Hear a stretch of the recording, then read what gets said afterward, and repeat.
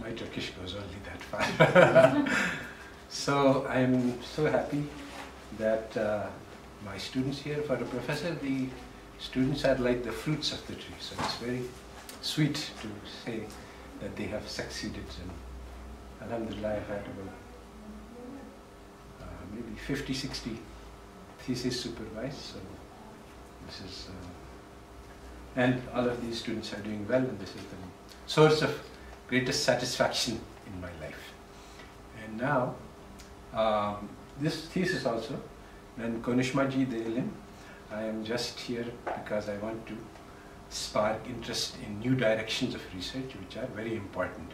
In fact, I was just talking with Ibrahim, and this is, he was mentioning how students are not very much interested in economics anymore. And this is true not just in Turkey, around the world this is true.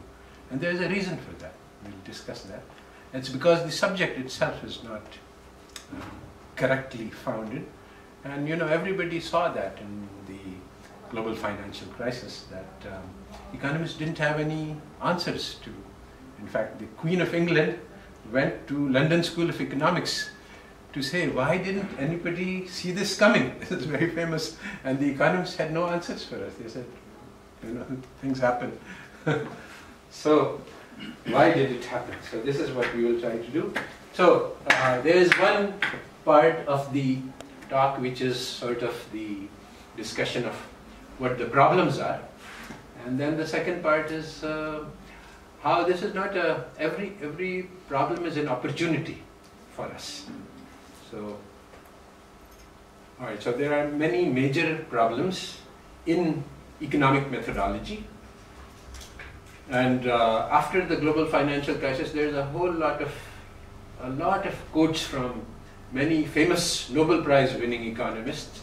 I've just put one of them by Krugman, that the economics profession as a whole went astray because the economists mistook mathematics for truth. They were too impressed by mathematics and they didn't realize that the mathematics doesn't apply to the real world. So, the one important thing to realize is that it was the Great Depression which led to the creation of macroeconomics by Keynes. The Great Depression could not be explained by the theories, economic theories at that time. And so he created this whole new field. It's very new. It's after the Great Depression when Keynes wrote his book.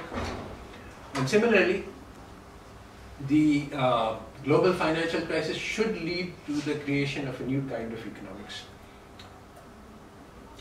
So, what are these methodological mistakes? One of them is that historical context has been removed from the economics.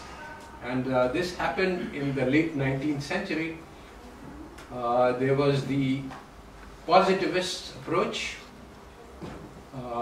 which said that we should only look at the appearances and not at the reality, hidden reality behind the appearances. So basically the positivists were trying to argue for a scientific approach. And in the scientific approach they wanted to use quantitative methods, empirical methods, mathematical methods, as opposed to the standard approach to economics up till then was historical and qualitative. So if you want to study what happened in the Great Depression, you study the Great Depression, who did it, what did, and today nobody does that. I mean, even if you're studying the Great Depression, you put up some equations and you ask what changes in these equations could lead to a crisis. So this is a big mistake, because if you want to understand Keynesian economics, you cannot isolate it from the Great Depression. If you want to understand, Keynesian theory was developed to understand the Great Depression. So trying to understand Keynesian theory without knowing the Great Depression and its historical details, you're getting the half the picture and you will never be able to understand what Keynes was trying to do. So, a couple of things which Keynes did, which he found, basically the Great Depression could not be explained by existing economic theory at that time. And it cannot be explained by existing economic theory today also. What Keynes said, and there are many things he said in his book, but there are two things which I am going to focus on. One of them is that money matters in the short run and the long run, unlike what the textbooks say, that money is a whale and the money is neutral. In the long run, sometimes they say that it is not neutral in the short run, but in the long run. Both of these are wrong. And so there is a book by Syed Mahmoud and Murat Yulek and a Japanese economist on this topic. So that's what, there are two insights. There are many others, but these are the two that I will focus on. Money matters in the short run and the long run. And also, critical insight for our talk today is that the economy is complex. What this means is that you cannot take the sum of the parts and get to the whole. And today we are doing this everywhere, in micro, macro. And this is exactly what economists did before Keynes. And the Keynesian insight that the economy is complex means that the whole is not the sum of the parts. Today, if we want to find the aggregate demand, we say, okay, take all the demand functions for every individual consumer, just add them all up and you get the aggregate demand. This is wrong. Similarly, if you want to take the aggregate supply, you just take the supply function of each firm and you add them all up, you get the aggregate supply. This is also wrong because the whole does not add up to the parts. So this is the critical, one of the critical problems with modern economics. So the Great Depression, one of the critical problems that Keynes analyzed was the persistence of unemployment. That the unemployment should be wiped out according to supply and demand theory. The wage should go down and the demand should become equal to supply, but this did not happen. So he invented a theory to explain why it didn't happen. So one of the things is, one of the things that he said is basically a complexity issue. He said that even if everybody, all the firms lower the wages and all the laborers accept the lower wages, this will not lead to lower real wage necessarily. Because he said that once the wages are lowered, the firms will lower the costs. So the real wage can go in any direction. And so even if everybody wants to lower the real wage, it is not something which is an outcome of individual decisions. It is something which happens at the aggregate level. And that's why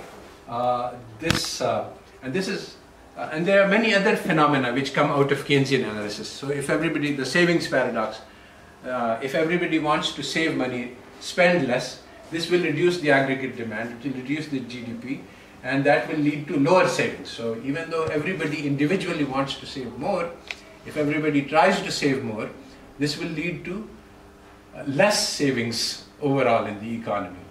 So basically, again, this is a complexity issue, that what happens at the individual level does not match what happens at the aggregate level.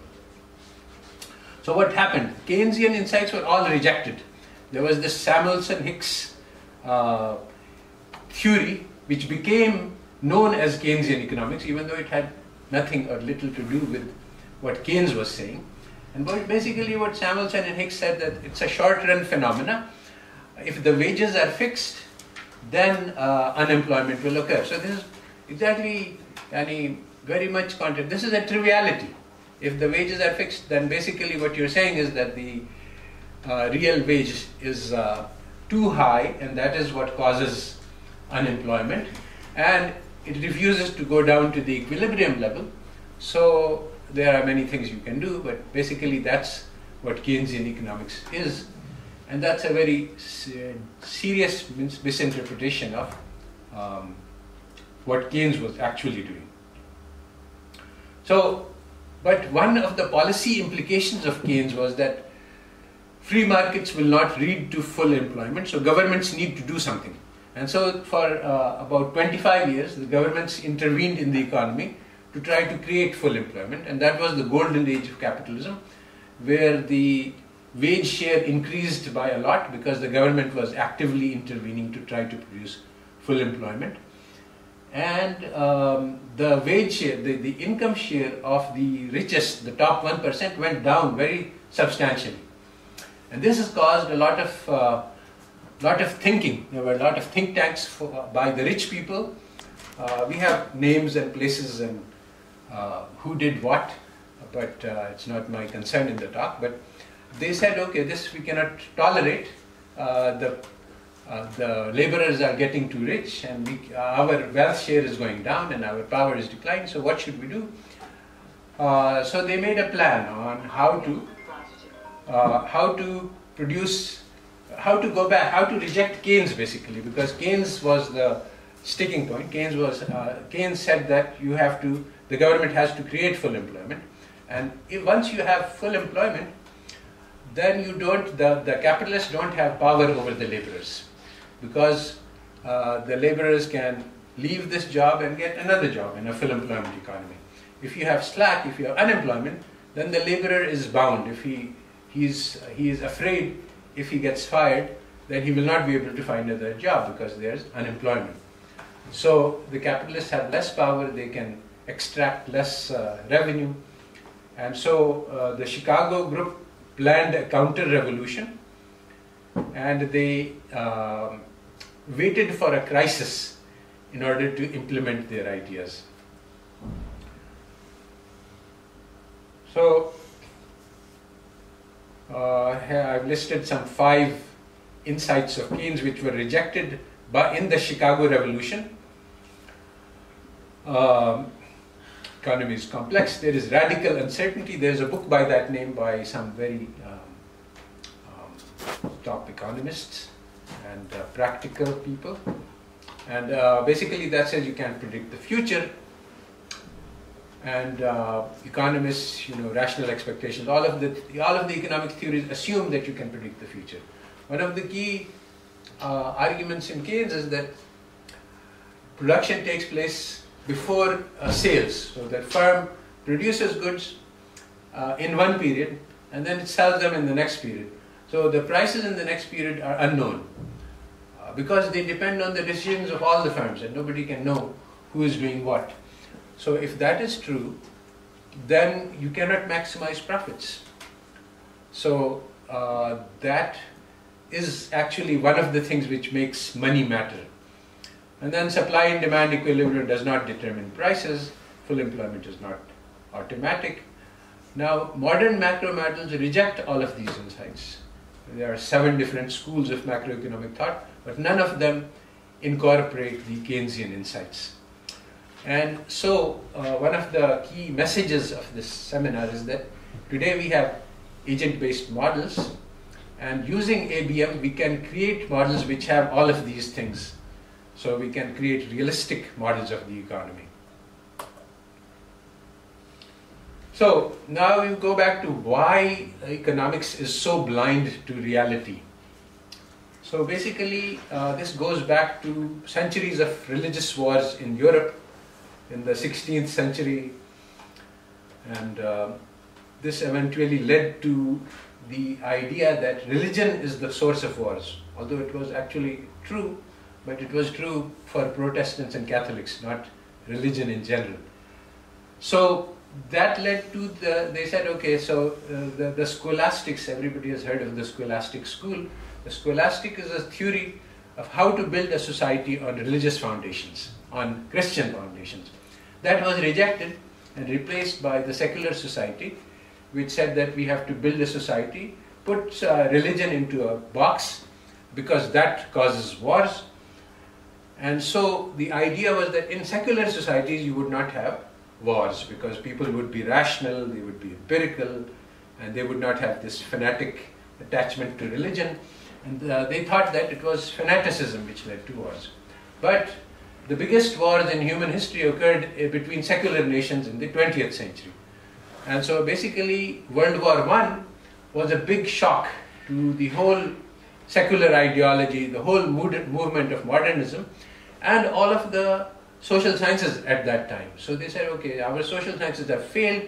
We were hoping that this rational approach would lead to peace, but it has led to war. So instead, what they said was that In fact, logical positivism emerged as a consequence of World War I. It was a new philosophy. It said that science is the only successful knowledge that we have. All other kinds of knowledge that we have failed. So let us build the sciences, the social sciences, study of humanities on scientific basis. And so this caused even more damage, as we will see. So one of the things I said, I'm going to focus on two mistakes. There are many ways to categorize. One of them is loss of history, how economics forgot history. The other is loss of welfare. Up until the positivist approach, which said that scarcity is the fundamental element, the approach to economics was known as the material welfare approach, which means how can we use the material benefits of society, the production, the consumption, to provide the maximum welfare to humans. And so for those people, they said that if we take money from the rich and give it to the poor, then diminishing marginal utility was actually an argument for redistribution of income, that the rich people have less utility from wealth and the poor have more, so you should take money from the rich and give it to the poor. All this was rejected. They said that, welfare is inside the human heart. It is not scientific. This is one of the critical things about positivism. It says that things inside the heart are subjective, and science deals only with the objective. So that is why you have the famous Samuelson revealed preference theory. You see, preference is the desire inside the heart that nobody can see, but the choice that you make is observable. So he said we should not build a theory on the preference, which is in the heart, because that's unscientific. We should build the theory on the basis of choice, which you can see. So this basically, they said that human welfare, how human beings feel, this is a matter for psychologists. Economists are not concerned with that. So after that, basically in the 1970s, I was at the University of Pennsylvania, and Richard Easterlin was my colleague, and he was working out these theories. One of his papers is titled, Does Money Buy Happiness? Yes, the famous, he used that. So basically he studied whether economic growth brings more happiness. So he said that, over the past 100 years, in the USA, we have increased the material comforts by a factor of 10. So has happiness gone up? And to his surprise, he found that it has not. Then he did a cross-section study. He looked at different nations and he asked, are the poorer nations more unhappy and are the richer nations more happy? So he found that there was no correlation, zero correlation, not even a small correlation. So this is very surprising. Not negative. Not negative. Yes. Not negative. Not positive. Not positive. So he did it many different ways, and the economists were very disturbed, and they counterattacked, and they did a lot of different studies. And he had a summation paper at the end, which he says, okay, a lot of people have attacked my studies, and they have said that this is wrong, and there is a strong correlation. And it is true. He said that my paradox is long-run happiness. And so if you look at short term, if you give somebody money, he will become happy. But long-run welfare is different from, if you look at the 10-year horizon, you will see that income is not correlated. But if you look at the short run, yes, there will be a correlation. And so there are many explanations. There is a whole field called happiness studies which has emerged to explain that.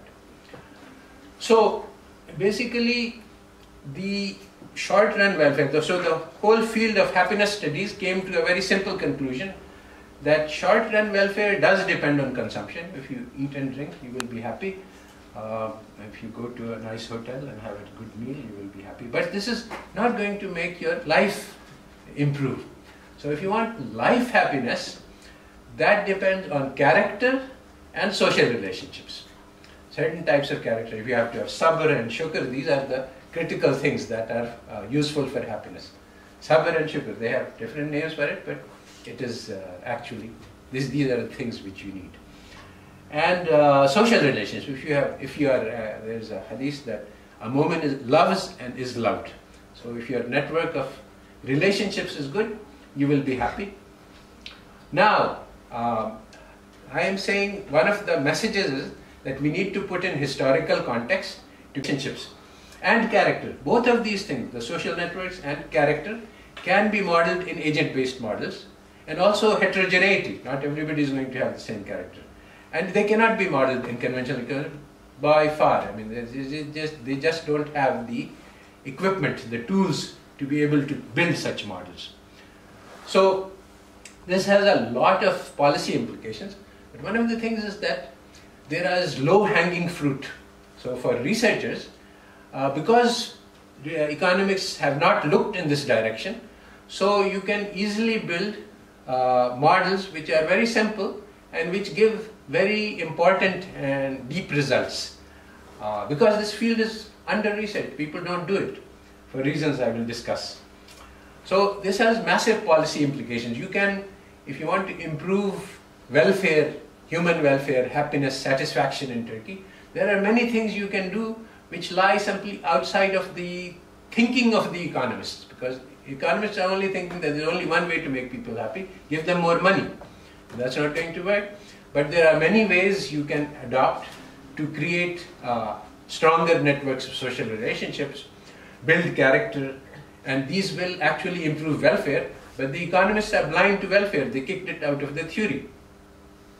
And all of these things can be put into models, and that's important, because if you write qualitative thesis, this is what we should do, it will get rejected. But if you build an ABM model, you will be able to get your thesis accepted.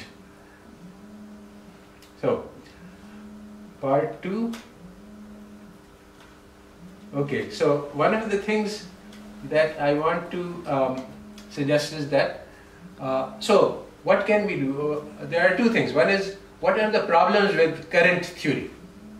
We know that there are problems because they were unable to explain the global financial crisis. Not only were they unable to explain it before, but they were, even afterwards, people tried to fix the models, but the models are built in such a way that it is impossible for them to handle the issues.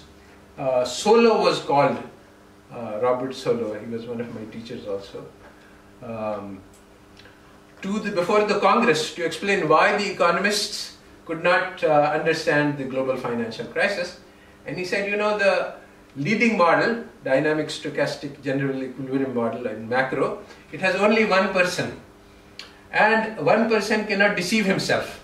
And since the global financial crisis occurred because some people were trying to deceive other people, the bankers were giving loans while knowing that this person will fail to be able to pay. So you cannot, this model just doesn't have room for deception, so it cannot understand this thing. So basically, modern economics, macro models, do not understand inflation and unemployment. There is a paper by Daniel Tarullo, who was the governor of the Federal Reserve Bank in the USA for a while, and his paper is titled Monetary Policy Without a Working Theory of Inflation. So we already know that. And in the paper he says that, okay, we have these 5 different theories, and none of them work. We can, all of these theories we can find counterexample to. So the simplest is the monetary theory.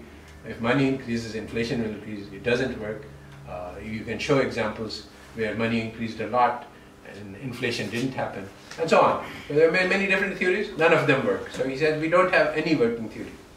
And actually, the reality is that inflation occurs due to class conflict. And again, this is a issue that cannot be addressed within conventional macro and is easily handled in ABM models.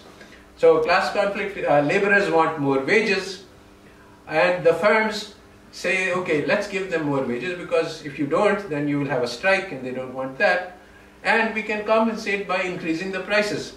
So the laborers want more wages, the firms give them more, then they raise the prices, the real wage goes down, the laborers say, I want even more because the cost of bread has gone up, so they get more wages, and again the firms raise prices again, so this is an inflationary spiral.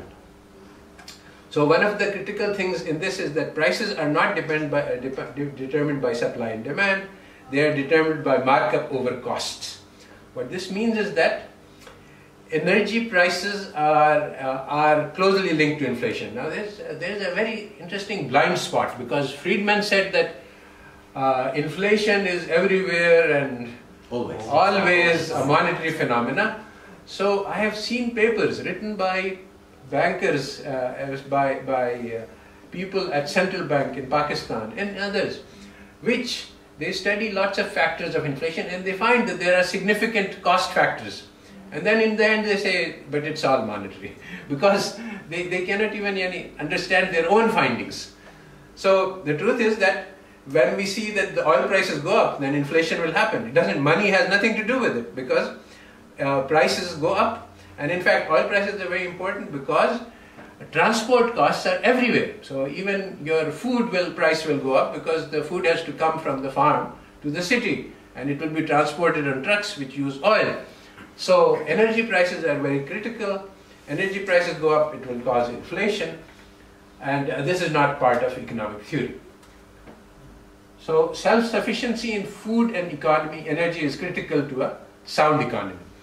So one of the things that modern economics is completely blind to is the welfare costs of unemployment, because they don't look at welfare. But actually unemployment is very expensive.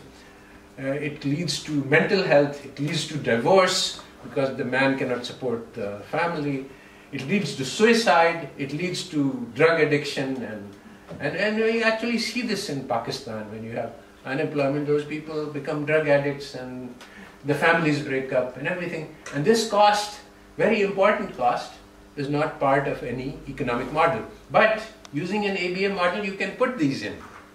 And that's why you can get realistic models. So there are multiple theories of the Great Depression which are useful as nobody knows which theory is true. There are 4 different major theories. Keynesian theory, which is the aggregate demand, Friedmanian theory, bad monetary policy. Fisher had the debt deflation theory, which is now coming back into fashion. And Kindleberg theory is about the global trade balance. And this is also a very important part of the explanation. So all of this you can explain, you can explore, you can create an ABM model in which all 5 of these, so this is an ambitious thesis, all 5 of these can be modeled within the same model. And then you can see which one works better. Whereas this is not possible with a standard type macro model. So then there is another phenomena.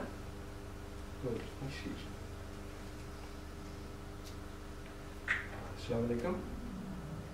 Hello. Hello. Nahi, I'm right in the middle. I thought that there's nahi. All right. Okay.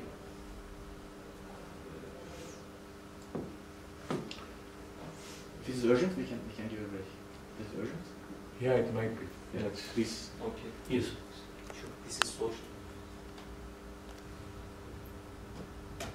We can, as economists, we can include human factors into account, as your model suggests. Yes. Yes.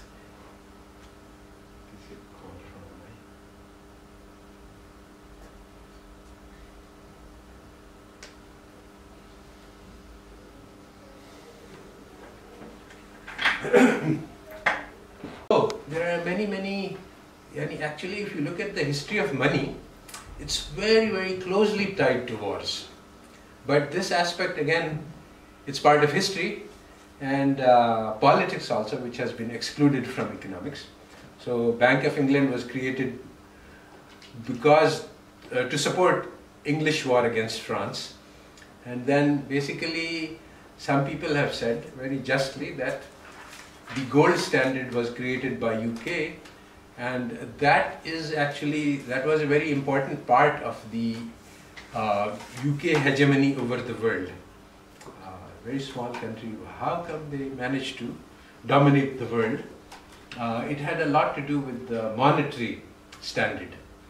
World War I, the UK had to spend too much money, and so the USA made very specific plans to displace UK, and they actually did some very nasty things to do this. They gave them loans, and then they made very difficult terms for them, designed to strip them of their sovereignty over the world. And the UK people were very bitter, but they had no choice. So in the World War II, the Bretton Woods sealed the argument. There's a book by with the title by The Battle of Bretton Woods, in which the UK, represented by Keynes and their finance minister, had a battle with the US secretary, and they had some plans of how to build the new international, because the gold standard was no longer viable. So Keynes had actually a sensible plan for how to rebuild the international financial architecture, but the US secretary did not accept it, and because he wanted the US dollar to be the hegemonic standard, and the US dollar became the standard, the UK was forced to accept the scheme of the USA. But basically that turned US dollar into gold, and that enabled the financing of US wars around the world. And Michael Hudson's book is very interesting. He says that the commercial balance of trade for the USA was about zero. Yani what they sell, they buy. But there is a huge balance of payment deficit. All of that deficit is due to wars being carried out by the USA. So basically the US was able to finance its wars by just printing dollars. And that's super imperialism. A very important book for understanding. Because today, you see, we think that at least the methodologies, economic methodology says you don't need to study history. But you cannot understand economics without studying history. So there is a whole issue of Rook, review of Keynesian economics. Most recent issue, it's all about wars and economics. And so this is, so in the heterodoxy there is a lot of understanding of these issues that I'm talking about. And so you can get a lot of insight and inspiration from reading articles not from the mainstream, but from the heterodoxy. All right, so I'm going to come to the main topic, which is what should students be doing? Of course, actually this is also for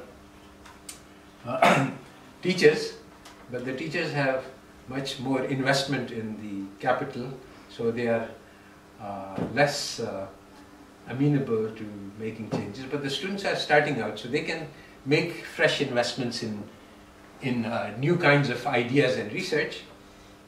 And basically, the innovations that I'm recommending will be disruptive in the sense that instead of building on and supporting and protecting the orthodoxy, they will actually damage it. And because of this factor, the framing of the research is very critical. If you go and say that I'm making some revolutionary research, you will get rejected. So you have to frame it as building on neoclassical orthodoxy with some minor change. Even though we understand that this is not really a minor change, it's going to be major. And even with this minor change, you will have difficulty, and your articles will never be accepted at the top 10 journals, I know from experience. Because if you are, even if the paper is very good, if the ideology is wrong, they will not accept it. And all of these, if we say that history matters, if we say that money matters,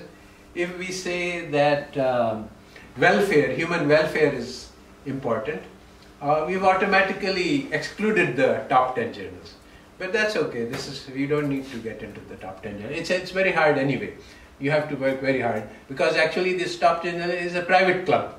You have to know the people, you have to go to the right university, and then you can get published. This is well documented. Occasionally, Arasera Bir, they accept 1 or 2 articles just to show some neutrality, but so it's not a good target to try to get published in the top 20. It's just too much waste of time. So the strategy for the students is don't be a revolutionary. This is a quote by Krugman that the only way to get non-crazy macroeconomics published was to take sensible ideas and then put in rational expectations and intertemporal, because nobody at that time, in the 80s, you had to have rational expectations and intertemporal optimization to get published. So you take sensible idea, then you put in the rational expectations and the intertemporal. So similarly, we will take sensible ideas and wrap them in covering, which will make it acceptable to the mainstream. So this is, this has to be, and if you're going to do this kind of research, you have to understand the politics of publication, because if you do it too openly, you will not get published. So there is this bird which lays an egg and puts it in some other bird's nest. I don't remember the birds, but so somebody else does the sitting on the egg and bringing it up. So this is the kind of thing that we are doing. So there is a lot of understanding that the current macro models are really very, very bad. They are just toy models. If you have one agent, representative agent, it just doesn't capture the economy. So one of the things that we get from this, one of the ideas is that you should use historical context. But actually, you see, the correct way to theorize is to look at the process of social change. Economies are always changing and evolving, and this is something which is so obvious that it doesn't really need evidence. Continuous evolution and change. So the idea of equilibrium itself is nonsense. But in order to make it acceptable, so we take the understanding from history, and then we look at a local cross-section. So in a small period of time, the evolution will not matter, and so you can build static models of the kind that economists accept. If you try to model the process of social change, that is much more interesting and important, but it will be much more difficult to get published. Also, it's a more difficult paper. So first, try to get the statics right, and then you can study the dynamics. You will have to understand that dynamics is not something which economists are good at all. So you can create a very rich and diverse environment with institutions, with all sorts of things within an ABM model, which you cannot do in conventional models. My own participation in the monetary policy was the first time I became aware that the theories that we study have no relation to reality. And then I started, where can I understand how monetary policy really happens? So I looked at the history of central banking, and so there are many, many books and a lot of rich information, and reading that gives you information, but that information is not available in the textbooks. Actually, I've been planning for a long time to develop a course for people who are on monetary policy committees, because this is a common problem. People sit on monetary policy committees, they have no idea what they're doing. I also learned from experience, but this is not how it should be. I was making decisions on the monetary policy and I didn't know what I was doing. So, what I was saying is that equilibrium and optimization models cannot handle any kind of change process. In particular, the climate change process is simply out of the scope. Today we have dynamical systems. So this is actually the equilibrium and optimization comes from 19th century physics. And even the physicists have moved on and they have started doing dynamical systems. And so dynamical systems approach is now available. And Steve Kinn has a very is one of the very big people in this. But there are others also. Syed Fakhri Mahmood and his group, they also invited, they used one of the Yoke grants and invited some Japanese researcher who was an expert, and they have written a book on the dynamical systems approach. But basically the dynamical systems approach treats the economy as a mechanism, and it writes equations for it, and it's much better than the equilibrium and optimization. But the economy is built of human beings who have free will. So that's why I don't like dynamical systems approach, because it treats us as machines. So the ABM model is much better because it can take into account the fact that people might change. See, one of the simplest models is, suppose we are, especially in Islamic economy, suppose you have a competitive economy and you want to change it to a cooperative economy. Then there are many kinds of innovations you can introduce, and you will have some agents who are cooperators. This is one of the basic problems. If you have a prisoner's dilemma game, which strategy will do best? So if we can find strategies which learn how to cooperate with the cooperators, then they will do very well. If everybody always betrays, which is the standard game theory paradigm, those strategies will not do well. So the optimal strategy in many games is tit for tat. So you cooperate with the other person while he is cooperating, and if he ever betrays, then you also betray him. And that tends to lead to the highest payoff. So if you are familiar with the paradigm, you will have understood. Otherwise, I can summarize it by saying that there are different ways to change from the competitive idea where you and I are competing to the cooperative idea where we are partners.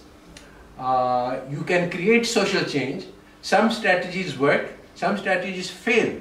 So some types of methods. So if you are an altruist, you say, I will cooperate with you regardless of what you do to me. This strategy will not lead to a cooperative outcome. The altruists will get wiped out in the evolutionary economists. So you have to have some sense of survival. So anyway, what I'm saying is all of this insights come from ABM models, and you cannot get to them from conventional economics. So again, inflation, unemployment, and their effects on welfare. These are all parts of your Phillips rule, but the Phillips rule does not correctly understand what inflation is, what causes it, and also it doesn't correctly capture the costs of inflation, the human welfare cost of inflation. So all of these are issues of very, very close interest to monetary policy makers, but they are simply outside the scope of all models currently in use in monetary policy committees throughout the world. So what I'm saying is that these are very important things that can be done. So as a general principle, as advice to students, make human welfare the goal. I mean, when you're looking at a model and you're studying things how change, and you put in a policy and you ask what is the effect of the policy, look at the welfare effect. And the welfare effect will not be captured by the wealth. Today the economists measure welfare by wealth, and that's the standard deduction. If money is increased, welfare increases. But this is not true. There are many counter examples you can find. So social networks are critical to surviving crises. We experienced this in Pakistan, where we have fairly strong social networks, and so there was many economic crises, and even now it is in economic crisis, but things are not as bad as they would have been because people are helping each other. It's simple.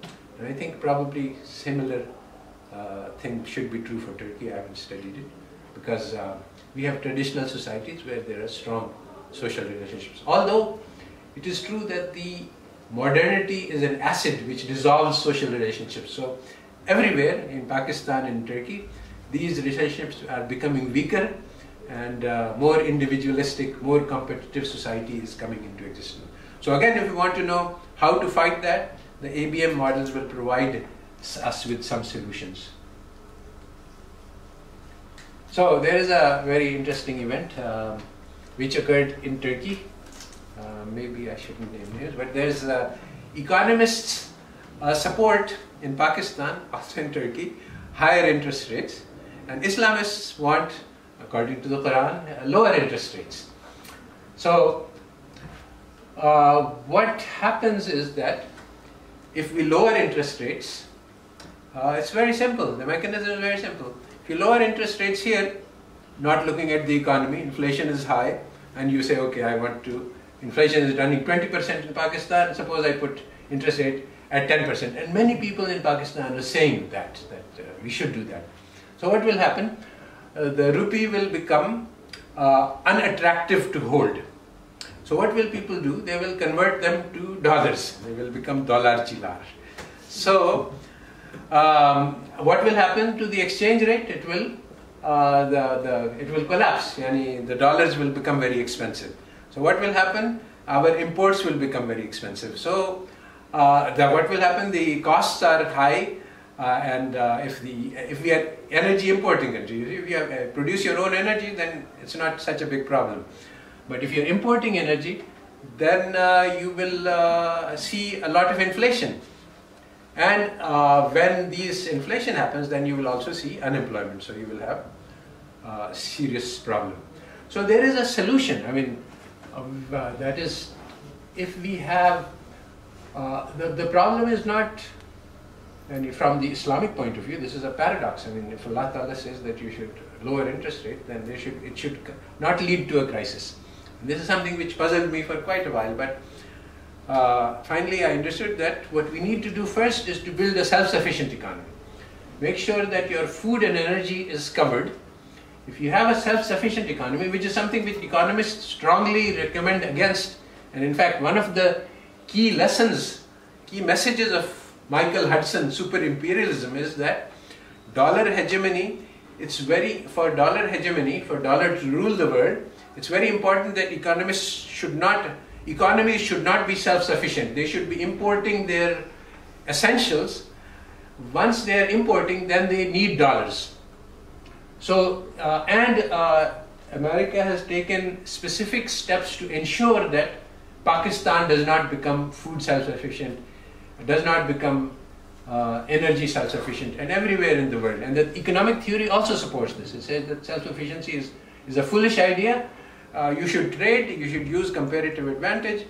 All of this is nonsense. So once you have self-sufficient economy in food and energy principally is what you need, then you can allow the exchange rate to collapse. This is actually very good for the economy. If imports are very expensive, you have what is industrial policy. Your industries will develop, and you will develop domestic capabilities of production. If the imports are cheap, you're not going to be able to produce to compete with them. So this is how you solve this problem. But if you don't have enough industry? Yeah, so there will be growing pains. This is called the infant industry argument. There will be growing pains. People will, this is what happened in Japan and China. When they started their industrialization, they produced very inferior goods. At the same time, there was very high quality goods available in the world, but they eventually they learned. So initially, I am old enough that we know that when you said this is a Japani good, that meant low quality. But later on, Japani goods become. So similarly, when you do protection and import, and this is automatic protection, you don't need to do anything else. As long as the imports are expensive, you will be forced to produce your own goods. But you don't know how to do that, so you will produce very crude and bad goods. But it will be something which people can use. And later on you will learn. So there is a learning curve, and you have to go through the pains of birth in order to develop. So income and wealth inequality is again something which is strongly discouraged. Robert Lucas, who also predicted in 2004 that we have solved the problem of depressions and now there will be no more recessions, because we know, as economists, we have understood how to prevent recessions. So in 2007, only 3 years later, there was a great recession. He also said, one of the things, the worst topic to research is income distribution. You should never even think about income distribution, because again, this is when you study income distribution, then you realize that the problem is not scarcity. There's enough goods for everybody. All you need is that the rich people should give to the poor, as the Quran tells us to do. So, but they don't want people to look there. They want to say, okay, the reason the poor people don't have enough is because we don't have enough goods, so produce more goods. But when you produce more goods, they all go to the rich again, so the solution doesn't come. So anyway, the thing is that the ABM models are naturally adapted to the study of income distribution inequality, which cannot be done in conventional. So, I think this is the final part of the talk, that the agent-based model is an essential tool for all of this for two reasons. One is that it provides you with models. The other thing is that it makes your thesis technically complicated enough that it will be accepted. If you write pure historical and qualitative thesis, which is what I think is good, it will just get rejected immediately without any review. But if you have a IBM model, this will be this requires a lot of hard work. One thing important to note is that when initially ABM came on the scene, and evolutionary economics also appeared. Evolutionary economics is basically you take an ABM model and you evolve it through time and you see what happens. So there was a lot of excitement among economists. You can see that, oh, this is going to revolutionize economics. But it all died down, and now ABM and evolutionary economics are also sort of not very popular. Why? Because the results that these models produced were very contrary to the ideological assumptions of neoclassical.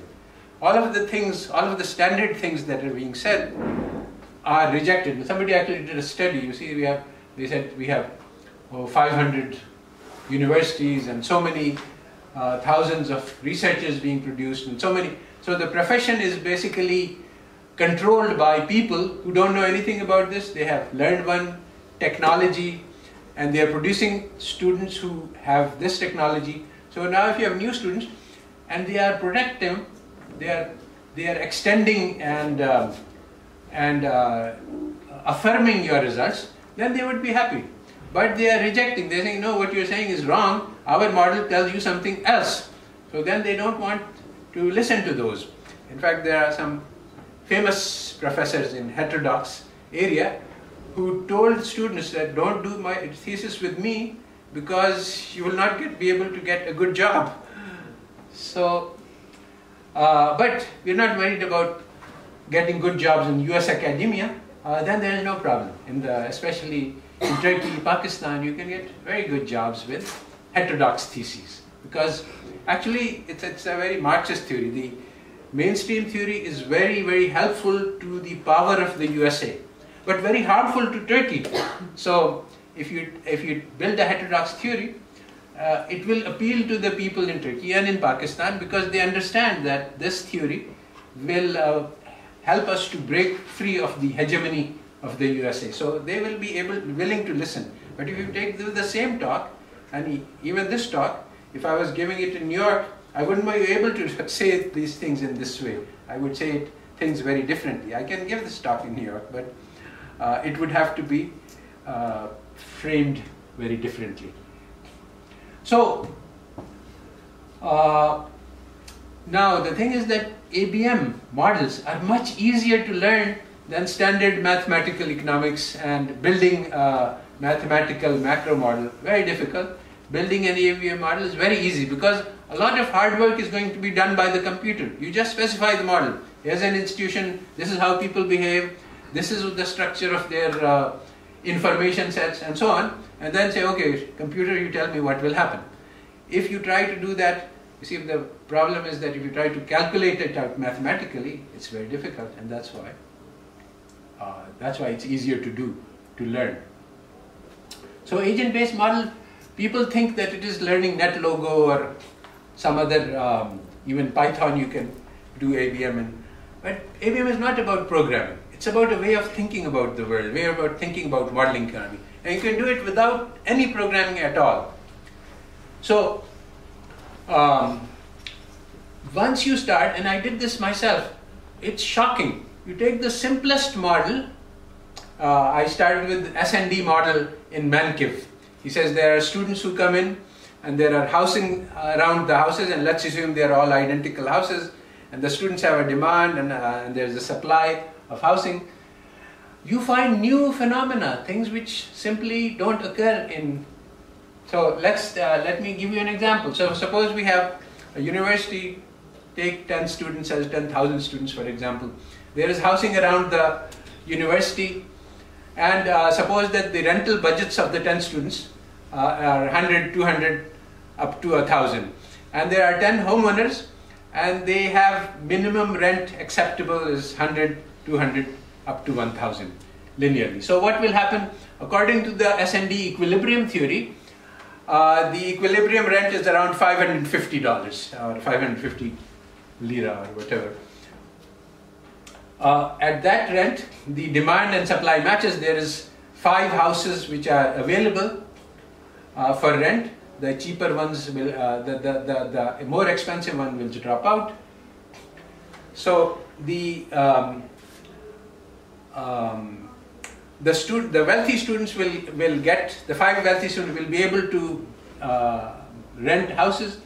5 of the people who wanted more money, they will not be able to rent their houses. The rents from 600 to 1,000, they will be out of the market, and the poorest students will also be out of the market. So according to the economic theory, this is the optimal outcome. It maximizes the surplus. But actually, if you think about what happens, the 5 poor students just go back home because they can't find housing. It's not affordable, education not, so they go back to their koi and they don't get an education and they work on the tarla. So how can this be optimal? There is an alternative which we can do. We can match. Okay, so the 1,000, the household which wants 1,000 rent, we give him the student who have the 1,000 budget. There is, in USA, there is campus housing office where people who have houses to rent, they go and list their houses. And the students also come into the housing office. So the housing office can match. It can say, okay, you have a budget of 1,000, I will send you to this person. So if you cross match, then everybody gets matched. All of the homeowners have students, renters, and all of the students have affordable housing. So this is a better outcome. Why does economists consider this not a good outcome? Because there is not enough surplus. So this is why, because they don't have the understanding of human welfare. Here, the welfare cost of the student who is out of the market is not being considered. But there is a welfare cost. So what they consider, if you look at the standard economic theory, surplus optimization, they say if you're out of the market, then you have zero cost because you didn't enter and you didn't do anything, so your cost is zero. So, but this is not the reality.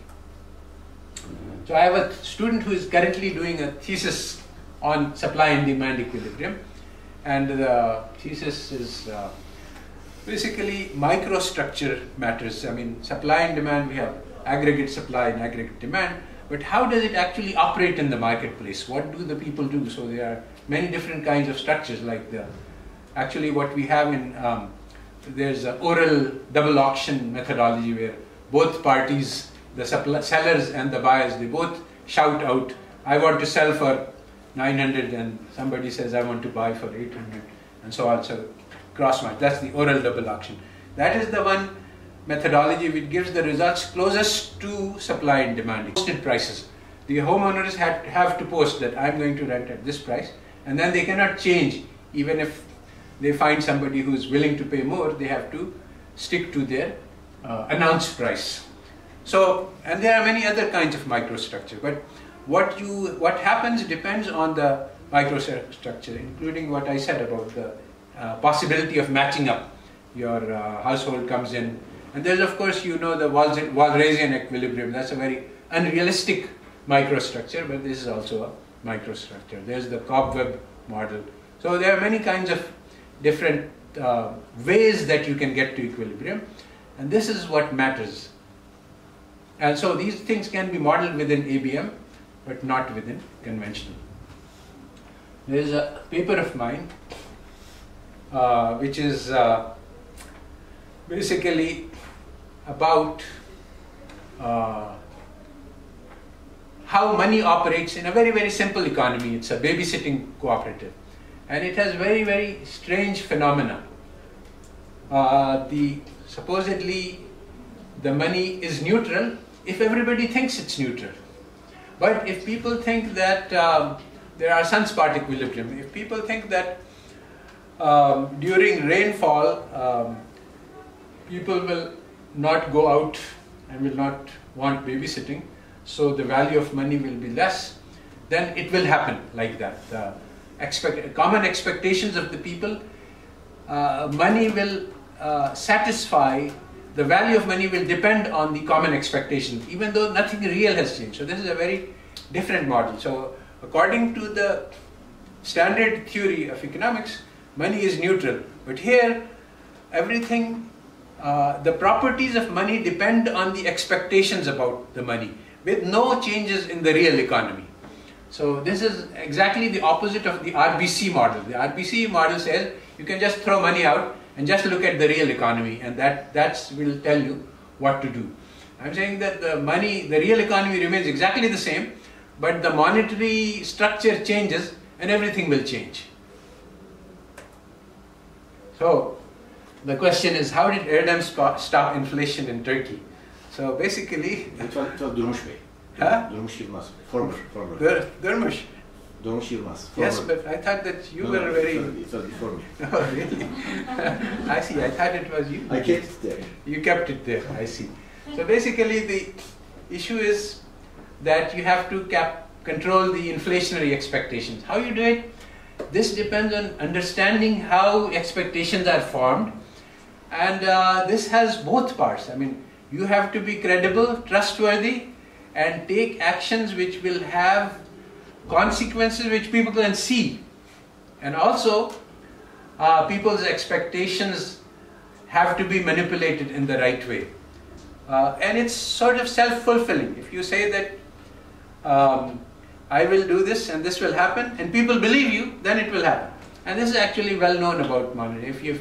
If the governor of the Turkish central bank today announces that the lira is going to collapse, it will collapse. Nothing else needs to change, because people will immediately start buying dollars. So how you manage expectations, this is something which is simply not part of standard economics, because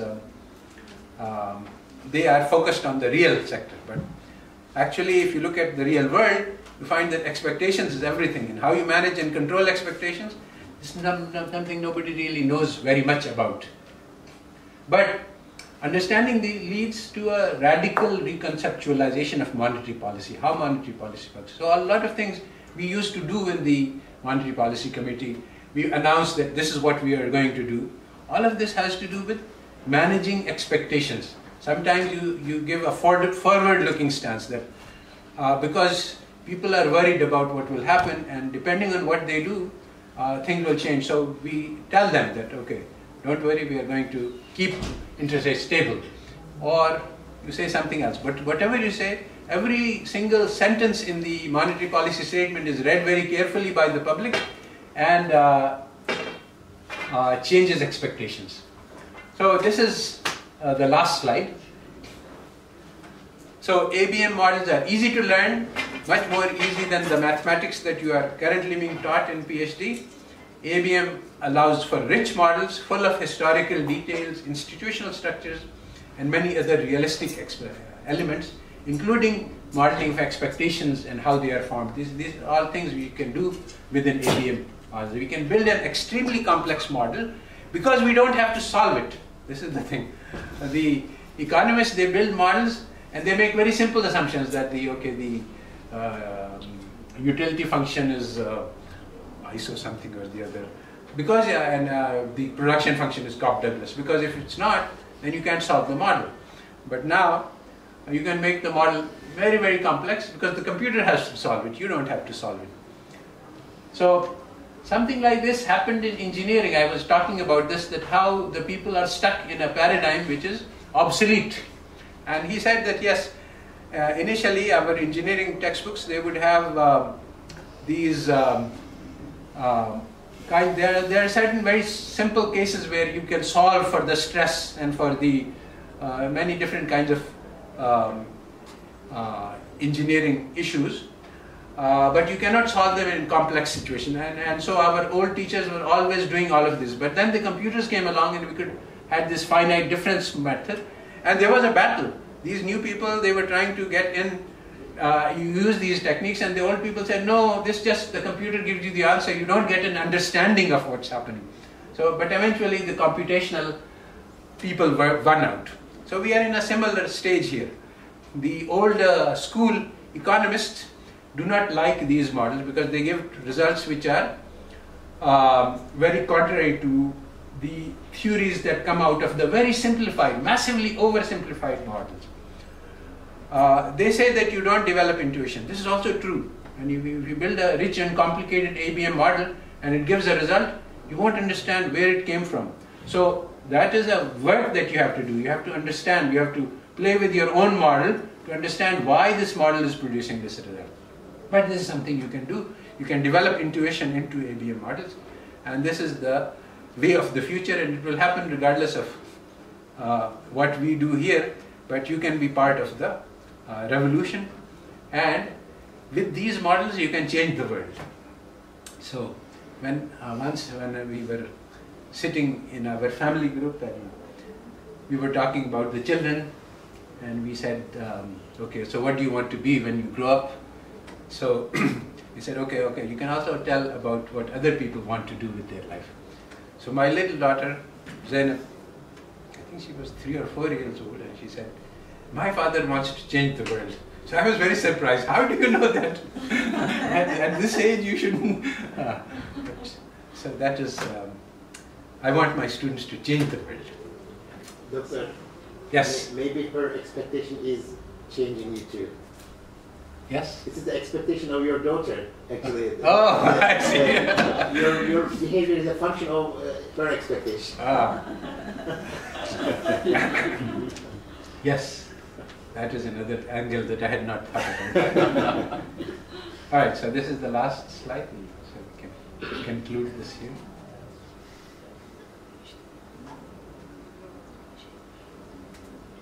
Okay. Alright. So we can have We can give an applause, right?